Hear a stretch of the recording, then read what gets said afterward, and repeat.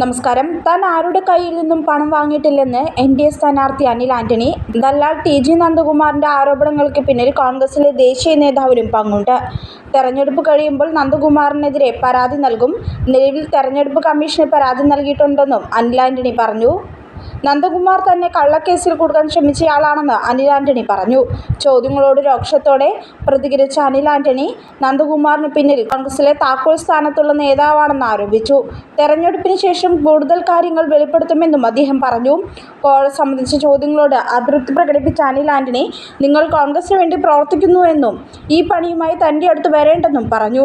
CBI standing council നിയമനത്തിന് അനിൽ ആന്റണി 25 ലക്ഷം വാങ്ങിയതിന് തെളിവെന്ന് അവകാശപ്പെട്ടാണ് രേഖകളും ഫോട്ടോകളും നന്ദകുമാർ പുറത്തുവിട്ടത്. ആൻഡ്രൂസ് ആന്റണി എന്ന ആൾ കൂടി ഉൾപ്പെട്ടാണ് ഇടപാട്. കേരളത്തിലെ തെരഞ്ഞെടുപ്പിന് ശേഷം അനിൽ ആന്റണിക്കെതിരായ കൂടുതൽ തെളിവുകൾ പുറത്തുവിടുമെന്നും നന്ദകുമാർ ദില്ലിയിൽ വാർത്താസമ്മേളനത്തിൽ പറഞ്ഞു. അനിൽ വഴി CBI സ്റ്റാൻഡിംഗ് കൗൺസിൽ സ്ഥാനത്തേക്ക് തന്റെ വക്കീലിനെ എത്തിക്കാനായിരുന്നു ശ്രമം. കേരള ഹൈക്കോടതിയിൽ നിയമിക്കാനായിരുന്നു ശ്രമിച്ചത്. പക്ഷേ CBI ഡയറക്ടർ മറ്റൊരാളെ വെച്ചു.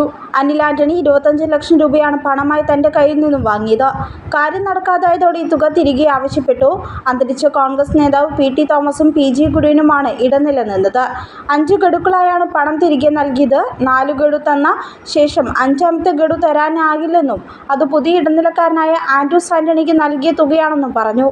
എന്നാൽ അത് തനിക്ക് അറിയേണ്ടെന്നും തന്റെ 25 ലക്ഷവും തിരികെ വേണമെന്നും ആവശ്യപ്പെട്ടു. ഇതനുസരിച്ചാണ് തിരികെ തന്നതെന്നും നന്ദകുമാർ പറഞ്ഞു.